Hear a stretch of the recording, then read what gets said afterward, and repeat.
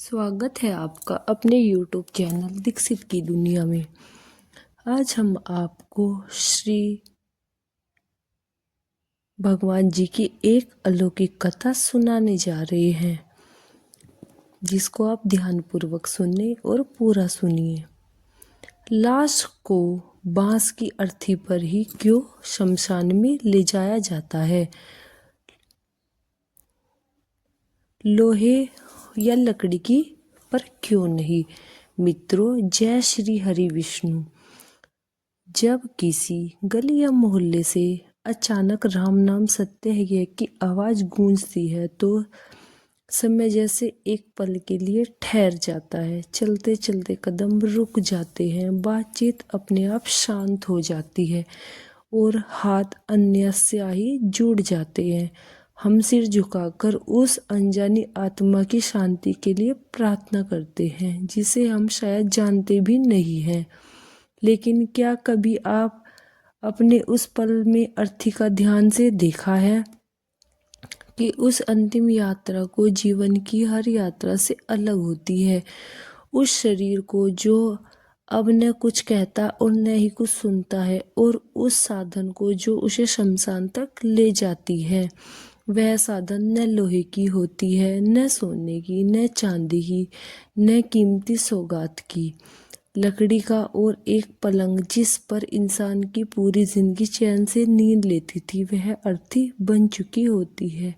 साधारण से बांस की वह अर्थी होती है, बांस जिसे हम रोज देखते हैं लेकिन कभी महत्व नहीं देते। न वह देखने में ही मजबूत लगता है और न ही स्थायी, फिर भी इंसान की अंतिम यात्रा का भार कैसे उठा लेता है?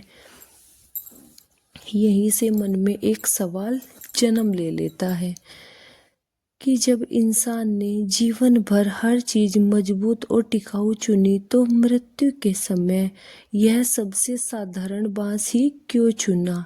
यह प्रश्न और भी गहरा और भयावह हो जाता है जब हम अपने धर्म ग्रंथों के पन्ने पलटते हैं, वास्तुशास्त्र की बातों को समझते हैं और गरुड़ पुराण की चेतावनियों को पढ़ते हैं। तब एहसास हो जाता है कि यह केवल एक परंपरा नहीं, बल्कि मृत्यु के बाद कि उस रहस्यमय यात्रा से जुड़ा संकेत है, जिसे हर कोई समझ नहीं सकता। क्योंकि हिंदू धर्म में एक बहुत ही सख्त नियम है, घर में बांस जलाना सख्त मना होता है।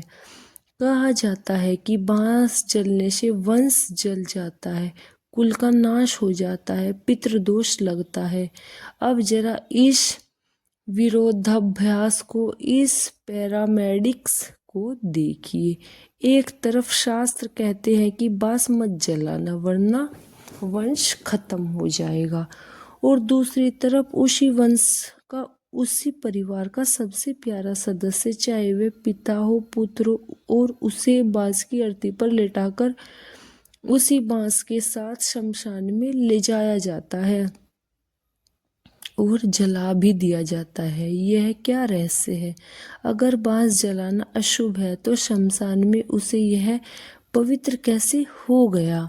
क्या हम अनजाने में अपने ही वंश को जला रहे हैं, या फिर उसके पीछे कोई ऐसा वैज्ञानिक और तांत्रिक कारण है जो हमें बुरी आत्माओं से और शमशान की नकारात्मक ऊर्जाओं से बचाता है?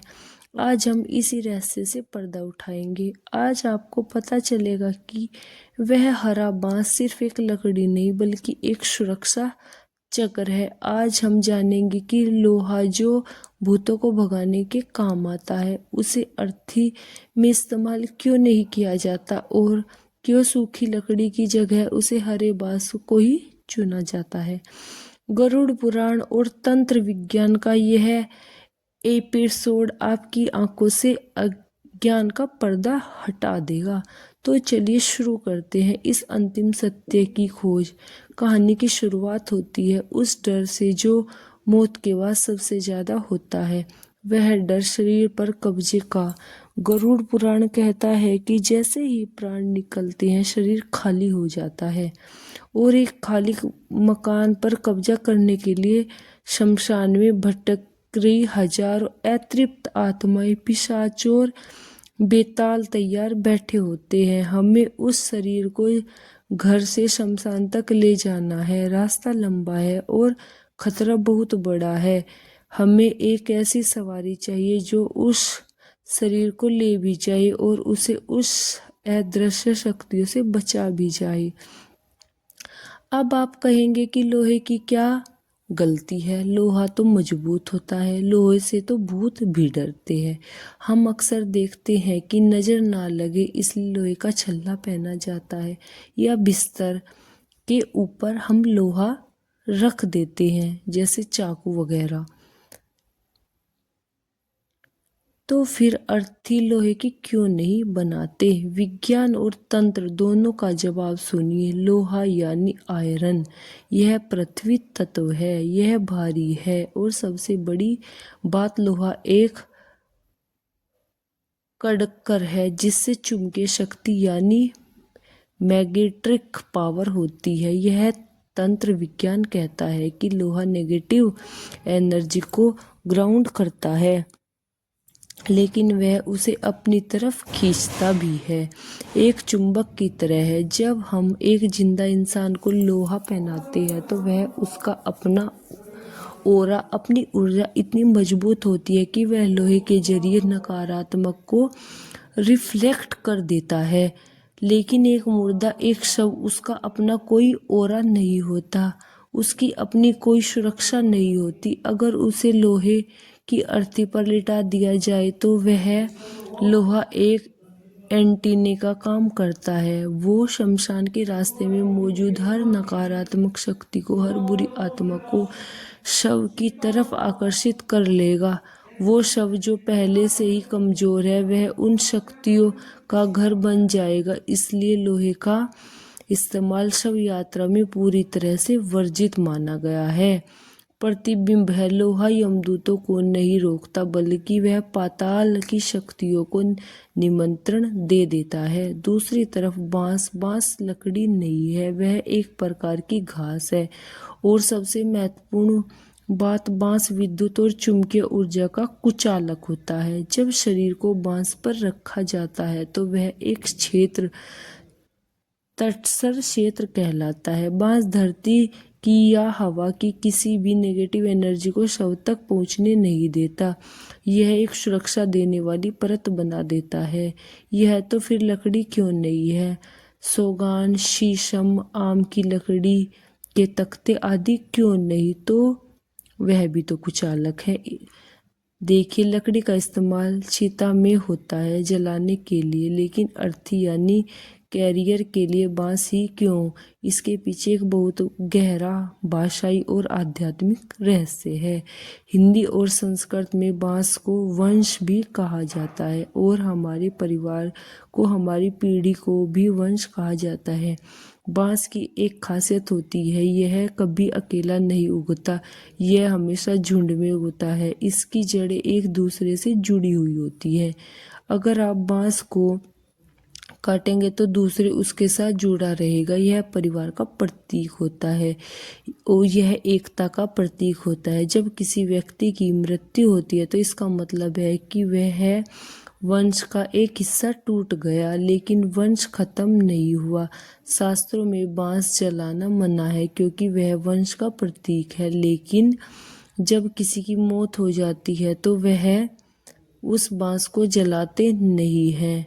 हम इसका उपयोग एक वाहन के रूप में भी करते हैं। अर्थी बनाते समय बांस का छीला जाता है, उसे सूतली से बांधा जाता है, उसे एक सीढ़ी का आकार दे दिया जाता है। कभी आपने सोचा है कि अर्थी हमेशा सीढ़ी जैसी क्यों दिखाई देती है? वो कोई बॉक्स या पालकी जैसी क्यों नहीं होती? क्योंकि वह असल में एक सीढ़ी ही है। इस लोक से उस लोक तक जाने की सीढ़ी आत्मा को ऊपर चढ़ाता है। और बांस जो दुनिया में सबसे तेजी से बढ़ने वाला पौधा है, जो सीधे आकाश की तरफ जाता है, वो उस ऊर्ध्व गति यानी ऊपर की ओर जाने वाली गति का प्रतीक है। लेकिन रुकिए, रहस्य अब भी गहरा है। अर्थी के लिए हमेशा हरा बांस ही क्यों चुना जाता है, सूखा बांस क्यों नहीं? आप कहेंगे कि सूखा बांस तो ज़्यादा अच्छे से जलने लगता है। नहीं, यहाँ बात जलने की नहीं है, बात जीवन की है। हरा बांस, कच्चा बांस जीवन का प्रतीक है। उसमें अभी भी नमी है, जिसमें अभी भी प्राण बसे बाकी हैं। मौत एक बहुत ही सूखी घटना है। शरीर अकड़ चुका है, प्राण निकल चुके। उस समय उस शव को एक ऐसी चीज पर लिटाया जाता है जो जीवित हो। हरा बांस उस आत्मा को यह संदेश देता है कि तुम्हारा शरीर मर गया, लेकिन जीवन अभी भी शेष है, तुम अनंत हो। यह पूर्व जन्म का संकेत है। जैसे बांस काटने के बाद दोबारा उग जाता है, वैसे ही आत्मा शरीर त्यागने के बाद दोबारा जन्म ले लेती है। सूखे बांस का मतलब है पूर्ण अंत, लेकिन हरे बांस उम्मीद है। इसके अलावा हरे बांस में लचीलापन होता है, वह टूटता नहीं है, मुड़ जाता है। शव यात्रा के दौरान रास्ते में उबड़ खाबड़ हो सकते हैं। अगर सूखी लकड़ी होगी तो झटकों से टूट सकती है और शव गिर सकता है, जो कि बहुत बड़ा अपशगुन माना जाता है। हरा बांस उस वजन के उस झटके की सह लेता है, वह उस शरीर की माँ की गोद की तरह संभाल कर रखता है। अब मैं आपको एक ऐसा तांत्रिक रहस्य बताने जा रहा हूँ जो शायद ही किसी को पता हो। बांस की बनावट को ध्यान से देखना, वह एक सीधा पाइप नहीं, इसमें थोड़ी थोड़ी दूर पर गांठें होती है जिन्हें हम पोर कहते हैं। यह गांठें सिर्फ डिजाइन नहीं होती, यह एनर्जी बेकर और तंत्र शास्त्र कहता है कि नकारात्मक शक्ति या बुरी आत्माएं हमेशा सीधी रेखा में बहुत तेजी से यात्रा करती है। लोहे की रॉड की सीधी लकड़ी में ऊर्जा का प्रभाव बहुत तेजी से होता है। अगर कोई प्रेत नीचे से ऊपर चढ़ने की कोशिश करे तो उसे कोई रुकावट नहीं मिलेगी, लेकिन बांस की यह गांठें स्पीड ब्रेकर का काम करती है। हर गांठ पर ऊर्जा का प्रभाव टूटता है। यह एक प्राकृतिक सुरक्षा सिस्टम है। जब शव को बांस पर लिटाया जाता है तो बांस की यह अनगिनत गांठें एक सुरक्षा चक्र बना देती हैं। बुरी शक्तियां इन गांठों को पार नहीं कर पाती। यह उस आत्मा को यमलोक तक सुरक्षित पहुंचाने का एक गुप्त तरीका है। हमारे पूर्वजन यह जानते थे कि शव यात्रा के दौरान आत्मा सबसे ज्यादा संवेदनशील होती है, इसलिए उन्हें बांस को चुना जो प्रकृति का बनाया हुआ सबसे सुरक्षित कवच है। अब आते हैं उस सबसे बड़े डर पर, बांस को जलाना। वैज्ञानिक दृष्टिकोण से देखा जाए तो बांस में लेड यानी सीसा और कई तरह की भारी धातुएं पाई जाती हैं। जब हम घर में अगरबत्ती जलाते हैं तो उसमें बांस की तीली होती है। शास्त्रों में अगरबत्ती जलाना भी कई जगह मना किया गया है, क्योंकि बांस जलने से जो धुआं निकलता है उसमें लेड ऑक्साइड भी होता है। यह धुआं हमारे नर्वस सिस्टम के लिए, हमारे दिमाग के लिए जहर का काम करता है, इसलिए पितृदोष लगता है, जिससे वैज्ञानिक भी यह बात मानते हैं कि बांस को जलाना मना है। जिसका वैज्ञानिक मतलब है कि आने वाली पीढ़ी में जेनेटिक इफेक्ट आ सकते हैं, तो फिर शमशान में इसे क्यों जलाते हैं? क्या वहाँ यह जहर नहीं फैलाता? यह वैज्ञानिक का एक दूसरा पहलू काम करता है। शमशान शहर से दूर खुली जगह पर होता है। वहाँ का वातावरण पहले से ही मृत्यु के कीटाणुओं और बैक्टीरिया से भरा होता है। एक शव जलता है तो उसमें से कई तरह के विषाक्तात्मक पदार्थ निकलते हैं। प्राचीन विज्ञान, जिसे हम आज भूल चुके हैं, वो कहता है कि जब बांस जलता है तो वह बहुत ज़्यादा गर्मी पैदा करता है। बांस की आग आम लकड़ी की आग से ज़्यादा तेज होती है। और शमशान में हमें क्या चाहिए? हमें चाहिए कि शरीर जल्दी से जल्दी पूरी तरह से पंचतत्व में विलीन हो जाए। अगर शरीर अधजला रह गया तो वह आत्मा के लिए कष्टकारी होगा और पर्याप्त के लिए भी खतरनाक होगा। जिससे पर्यावरण प्रदूषण बढ़ेगा। बांस की वह तेज आग उस शरीर को और उसके साथ पैदा होने वाले बैक्टीरिया को पूरी तरह नष्ट करने के लिए मदद करती है। वहाँ लेड को धुआं खुले आसमान में बिखर जाता है और एक तरफ से एंटीवायरल का काम करता है। उस विशेष स्थान के लिए जो चीज़ें बंद के कमरे में जहर है, वह चीज़ें खुले आसमान में संक्रमण को रोकने की दवा बन जाती है। अब एक और तांत्रिक रहस्य जो बांस के फटने से जुड़ा हुआ है। क्या आपने कभी बांस को जलते हुए देखा है? जब बांस जलता है तो वह एक बहुत तेज धमाके के साथ फटता है। पटाखा फूटने जैसी आवाज आती है। क्योंकि बांस अंदर से खोखला होता है, इसके अंदर हवा भरी होती है। जब आग लगती है तो हवा गर्म होकर फैलती है और बांस की दीवारों को तोड़कर धमाके के साथ बाहर निकल जाती है। यह धमाका एक आवाज शमशान क्रिया का एक बहुत महत्वपूर्ण हिस्सा है। गरुड़ पुराण और तंत्र शास्त्र कहते हैं कि शमशान भूमि पर कई तरह की अतृप्त आत्माएं, पिशाच और नेगेटिव एंटीजन घूमती रहती हैं। वह ताजे मुर्दे की तलाश में रहती है। वह उस शरीर पर झपटना मारना चाहती है, लेकिन बांस के जलने से जो तेज धमाके होते हैं वह उन शक्तियों को डराकर दूर भगाते हैं। यह एक तरह का साउंड बैरियर है। जैसे हम दिवाली पर पटाखे फोड़कर बुरी शक्तियों को भगाते हैं, वैसे ही बांस के धमाके उस आत्मा की सुरक्षा करते हैं। जो इसका संबंध कपाल क्रिया से भी किया जाता है। जब चीता जलती है तो सबसे अंत में खोपड़ी यानी कपाल फटता है। अगर वह अपने आप ना फटे तो उसे डंडे से तोड़ा जाता है। जो दृश्य बहुत भयावह होता है और वो आवाज़ बहुत डरावनी होती है। बांस के चटकने की आवाज़ उस भयंकर दृश्य और आवाज़ को ढक लेती है ताकि परिवार वालों का दिल ना दहले। यह एक मनोवैज्ञानिक सुरक्षा भी है। अब मैं आपको एक ऐसा सच बताने जा रही हूँ जो शायद आपको भी डरा दे, लेकिन यह जानना जरूरी है। शमशान क्रिया के बाद जो बांस बच जाते हैं या जो अधले रह जाते हैं, अघोरी और तांत्रिक उनका बहुत प्रयोग करते हैं, क्योंकि वह बांस जिससे एक शव की यात्रा देखी है, जिसने मृत्यु की ऊर्जा को अपने अंदर सोखा है, वह साधारण बांस नहीं रह जाता, वह शव बांस बन जाता है। तंत्र विद्या में इसका इस्तेमाल आत्माओं को बुलाने या वश में करने के लिए किया जाता है। उस बांस के अंदर मृत्यु की गंध और आत्मा का कंपन कैद हो जाता है। इसलिए यह नियम है कि चीता पूरी तरह जलनी चाहिए, बांस का एक टुकड़ा भी बचना नहीं चाहिए। परिवार वाले तब तक वहां रुकते हैं जब तक सब कुछ राख न हो जाता है, ताकि उस पवित्र बांस का कोई गलत इस्तेमाल ना कर सके। अगर बांस का कोई टुकड़ा बच जाता है तो उसे तोड़कर वापस आग में फेंक दिया जाता है या नदी में बहा दिया जाता है। उसे घर वापस नहीं लाया जाता है, क्योंकि वह चुंबक बन चुका होता है दूसरी दुनिया की शक्तियों का।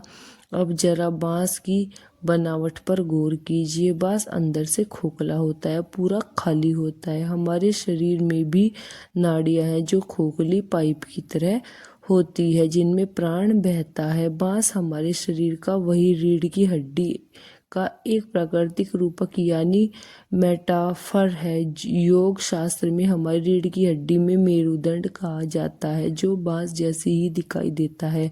उसमें भी गांठें यानी पोर होते हैं, जिसे हम चक्र कहते हैं। जब हम शरीर को बांस पर लिटाते हैं तो हम उसे एक ऐसे ढांचे पर लिटा देते हैं जो उसी के जैसा होता है। प्रकृति ने बांस को ऐसा बनाया है कि जो ऊर्जा का एक बहुत ही न्यूट्रल संवाहक है।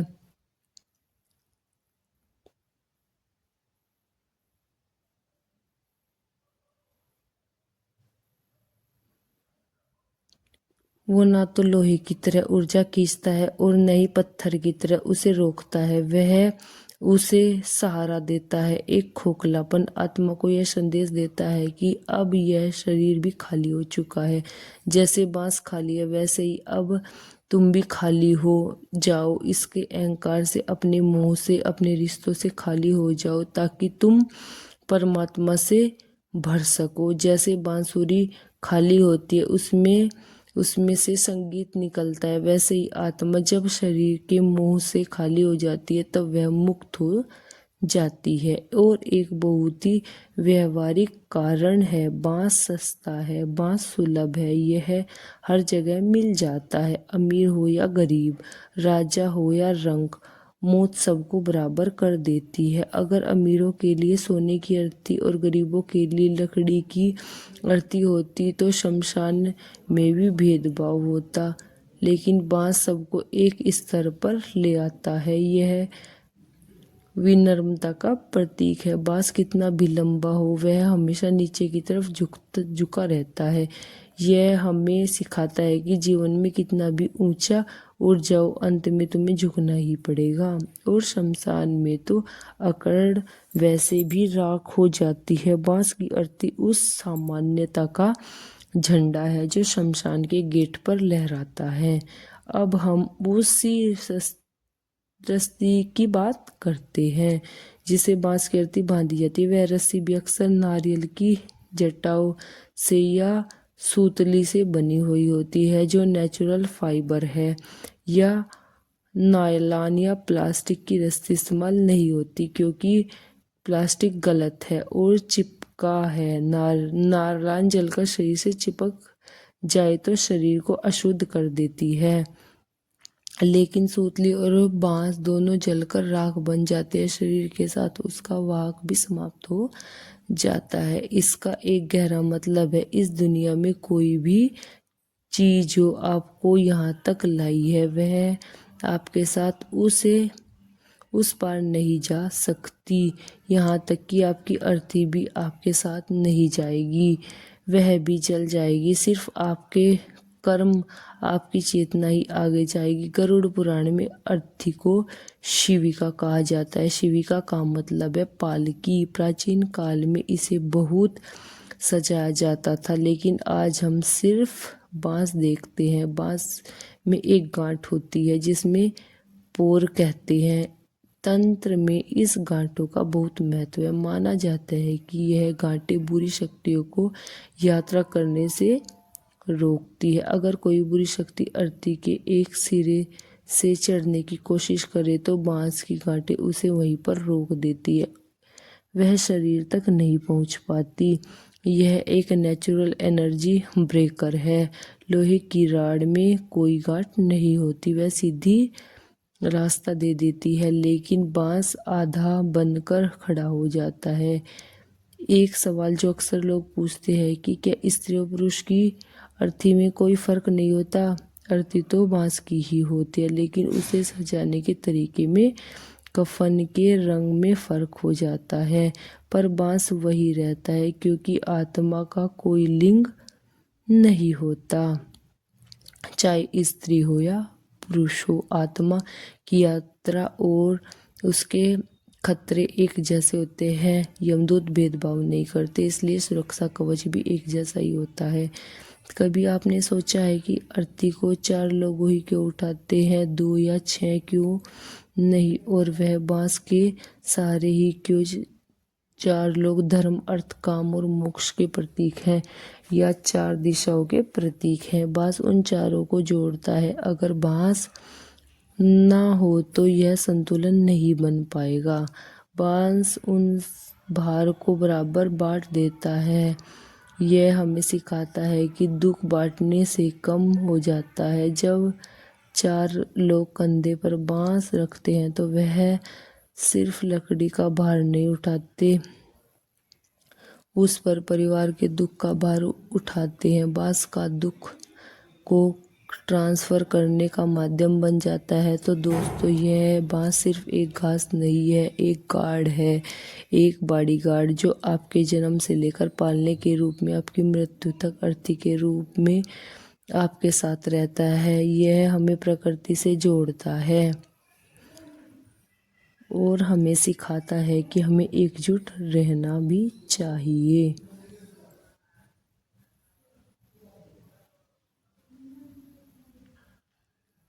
सोचिए, हम पूरी जिंदगी कंक्रीट के घरों में रहते हैं, लोहे की गाड़ियों में घूमते हैं, प्लास्टिक के बने बर्तनों में खाते हैं, लेकिन जब जाने का वक्त आता है तो प्रकृति हमें वापस अपनी गोद में बुला लेती है। वो कहती है कि अब यह सब दिखावा छोड़ दो, अब मेरे पास आ जाओ, उसी बांस पर लेटकर जिसमें मैंने तुम्हें जीवन दिया था। यह बांस हमें यह भी सिखाता है कि जीवन में खोखला होना कितना ज़रूरी है। हमें अपने अंदर इतना अहंकार, इतना कचरा, इतनी नफरत नहीं भरनी चाहिए कि हम भारी हो जाए। लोहे जैसा भारी और भारी चीज़ डूब जाती है, वह तरनी में वही डूबता है जो भारी होता है, लेकिन बांस तैरता है क्योंकि वह खाली होता है। अगर हम भी अपने मन को बांस की तरह खाली रखे, हल्का रखे, हम भी उस भवसागर को, उस वैतरणी को आसानी से पार कर जाएंगे। अर्थी हमें यह आखिरी उपदेश देती है, हल्के हो जाओ ताकि उड़ सको। अगली बार जब आप किसी अर्थी को देखोगे तो उस बांस को ही कारत से मत देखिए। यह मत सोचिए कि यह गरीब की सवारी है, सोचिए कि यह वह रथ है जिस पर सवार होकर एक आत्मा अपने परमात्मा से मिलने जा रही है। जो बांस उस समय दुनिया की सबसे कीमती लकड़ी चंदन से भी ज़्यादा कीमती है, क्योंकि वह एक आत्मा का बोझ उठा रही है। अगर आपके मन में यह सवाल है कि चंदन की लकड़ी पर अमीर लोग को क्यों जलाया जाता है, क्या उसे मोक्ष जल्दी मिलता है या फिर चंदन सिर्फ अमीरों का दिखावा है? गरुड़ पुराण इसके बारे में क्या कहता है? क्या चंदन की खुशबू यमदूतों को खुश कर देती है? अगर आप चंदन और शमशान के इस महंगे रहस्य को जानना चाहते हो तो कमेंट में चंदन का सच जरूर लिखें। हम इस पर भी एक डिटेल वीडियो बनाएंगे। और क्या आपको पता है कि शमशान से लौटने के बाद घर में घुसने से पहले लोहे का छूना, आग को छूना और नीम चबाना क्यों जरूरी होता है? वह कौन सी चीज़ है जो आपके साथ शमशान से घर तक आ सकती है? अगर आप शमशान के वापसी के नियम जानना चाहते हो तो वह भी कमेंट में हमें ज़रूर बताइए। दोस्तों, मौत से डरना स्वाभाविक है, लेकिन ज्ञान उस डर को कम कर देता है। जब हमें पता होता है कि हम सुरक्षा हाथों में है तो सुरक्षित बांस पर ही तो सफ़र आसानी से हो जाता है। हमारी संस्कृति ने हर कदम पर, यहाँ तक कि मरने के बाद भी, हमारी सुरक्षा का इंतजाम किया हुआ है। हमें बस उन नियमों का पालन करना है और उनके पीछे के विज्ञान को समझना है। अगर आपको हमारी यह वीडियो पसंद आई हो तो हमारे चैनल को लाइक और सब्सक्राइब करना और कमेंट में हर हर महादेव, जय श्री कृष्णा अवश्य लिखना। धन्यवाद।